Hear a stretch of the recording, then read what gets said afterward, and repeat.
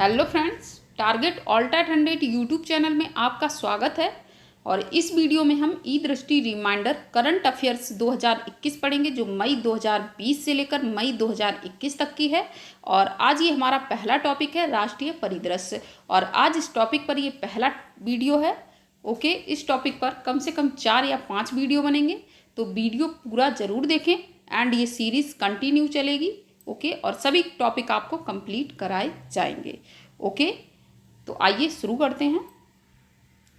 14 मई 2021 को चंडीगढ़ के startup ज्यूपीटाइस justice technologies द्वारा प्राइवेट जस्टिस सिस्टम वैकल्पिक विवाद समाधान यानी कि एडीआर अल्टरनेटिव डिस्प्यूट रिजोल्यूशन प्रणाली के अंतर्गत किसके विकसित किए जाने की घोषणा की है? तो विश्व के पहले प्राइवेट डिजिटल कोर्ट के। ओके, और ये पहला है इसलिए काफ़ी इम्पोर्टेंट है।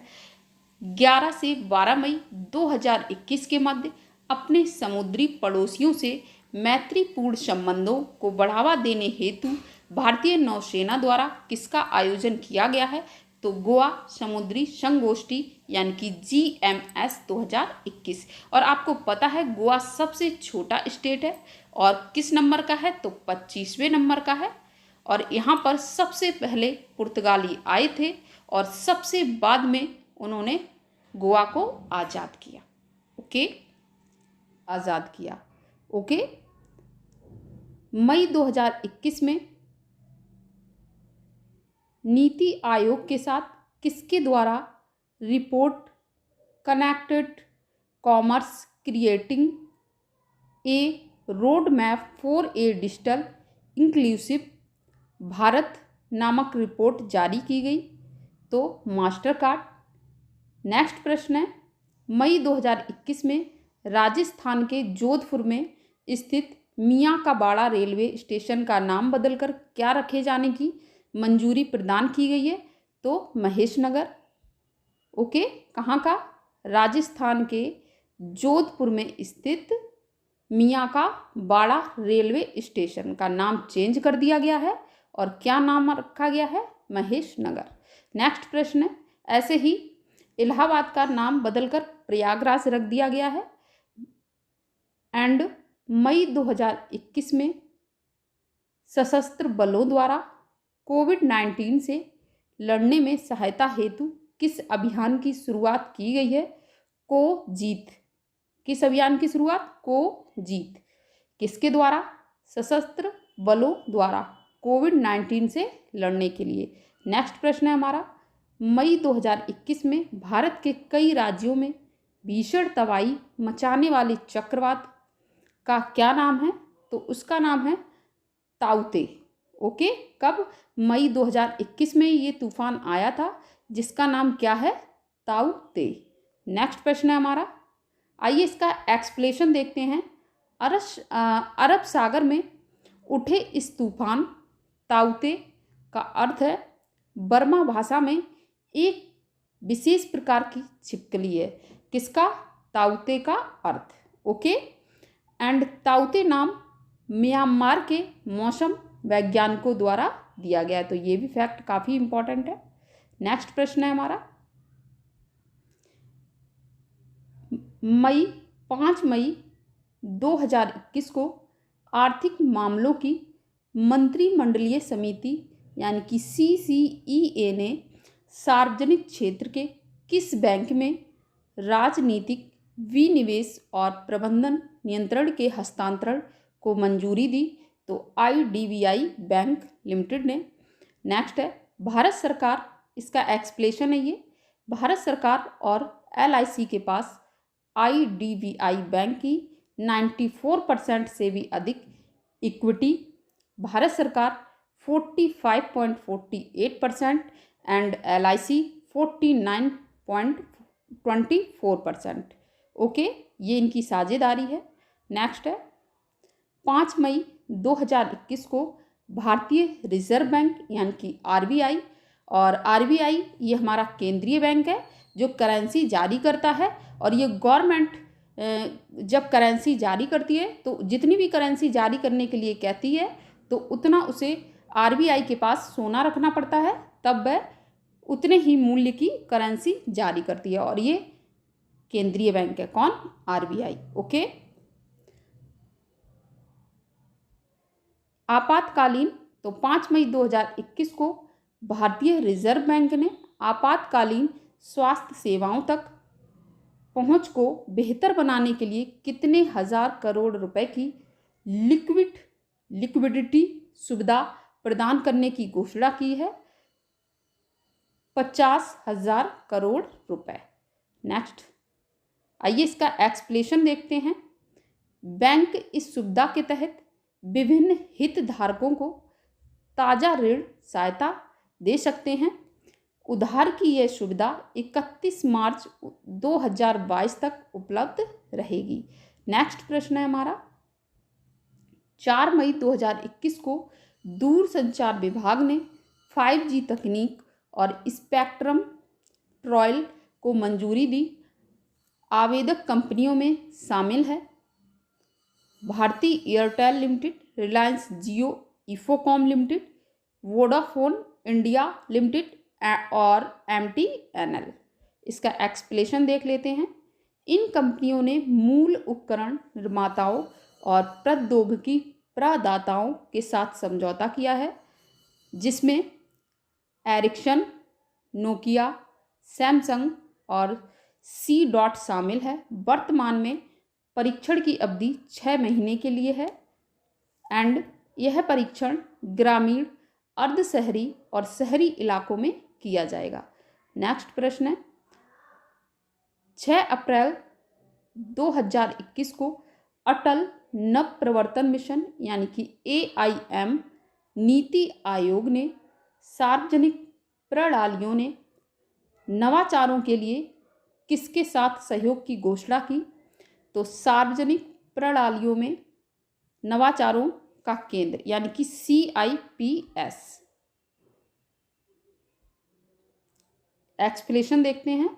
इस अवसर पर IEM CIPS के बीच एक आशय के घोषणा पत्र पर हस्ताक्षर किए गए हैं और इसका उद्देश्य है कि विशेष रूप से सार्वजनिक प्रणालियों के क्षेत्र के MIM के ज्ञान और अनुभव के साथ साथ CIPS की पहुंच का लाभ उठाकर संयुक्त रूप से नवाचार और उद्यमिता को बढ़ावा देना है। 5 अप्रैल 2021 को भारतीय रेलवे ने किस पुल का मेहराब बंदी का काम पूरा किया? तो चिनाब पुल।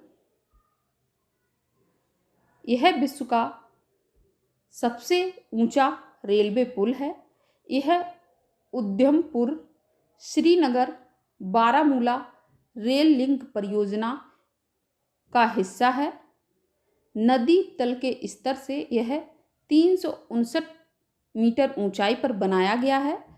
इसकी लंबाई 1000 यानी कि 13-15 मीटर है, ऐसे आप लर्न रख सकते हैं।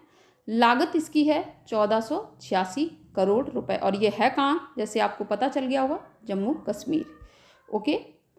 नेक्स्ट है, 4 अप्रैल 2021 को किस संस्था ने संकल्प से सिद्धि गांव एवं डिजिटल संपर्क मुहिम लॉन्च की? तो जनजातीय मामले मंत्रालय के तहत ट्राइफेड ने। ओके। नेक्स्ट प्रश्न है, हाल ही में केंद्रीय स्वास्थ्य एवं परिवार कल्याण मंत्रालय ने कब दुर्लभ रोगों के लिए राष्ट्रीय नीति 2021 को स्वीकृति दी है? तो 30 मार्च 2021 को। नेक्स्ट है, और स्वास्थ्य एवं परिवार कल्याण मंत्री कौन है? तो हर्षवर्धन। ओके। नेक्स्ट है, इसका एक्सप्लेनेशन देख लेते हैं।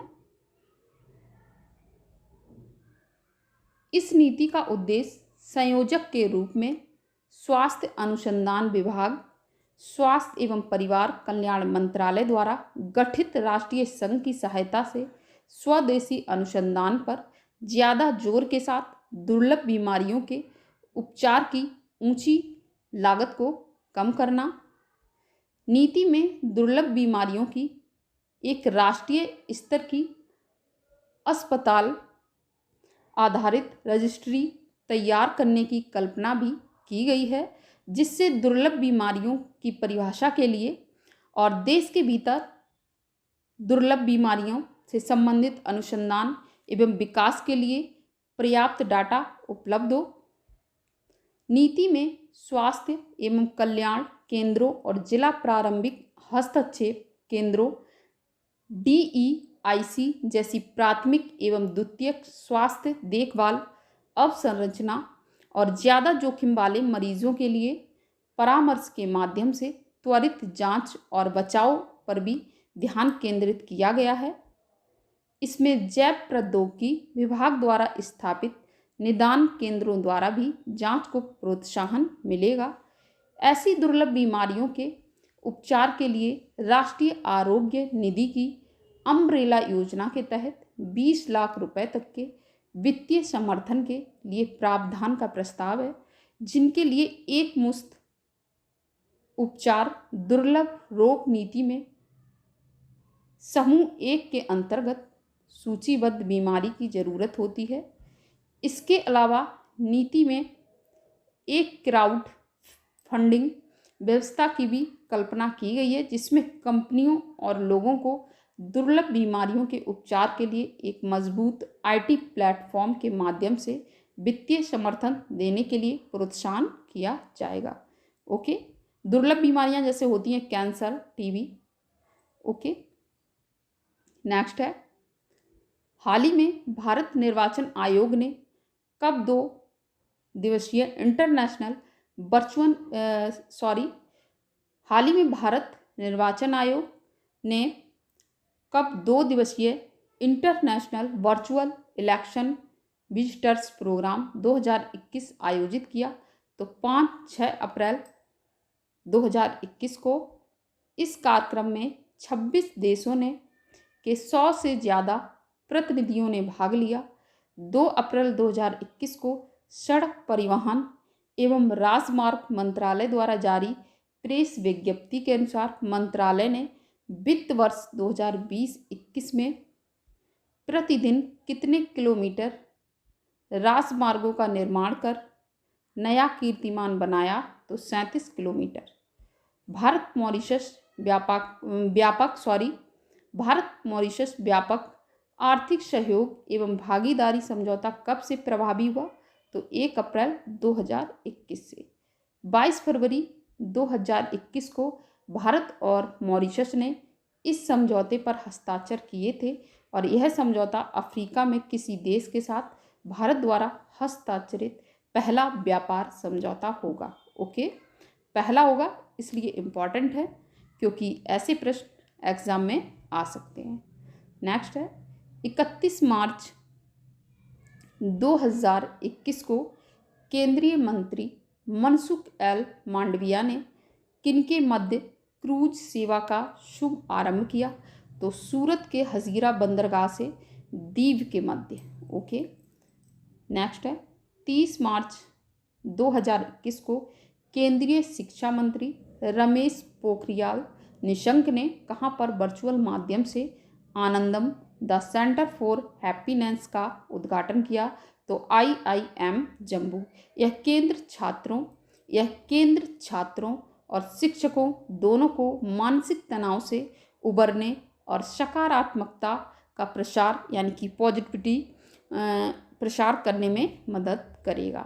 नेक्स्ट है, 30 मार्च 2021 को किस संस्था ने भारत के स्वास्थ्य सेवा क्षेत्र में निवेश के अवसर विषयक रिपोर्ट जारी की? तो नीति आयोग। रिपोर्ट में भारत के स्वास्थ्य सेवा क्षेत्र के विभिन्न वर्गों में निवेश के व्यापक अवसरों की रूपरेखा प्रस्तुत की गई है। इसके अनुसार भारत का स्वास्थ्य देखभाल उद्योग वर्ष 2016 से 22% की वार्षिक चक्रवृद्धि प्रगति दर से बढ़ रहा है। ऐसा अनुमान है कि इस दर से यह वर्ष 2022 तक $372 बिलियन तक हो जाएगा।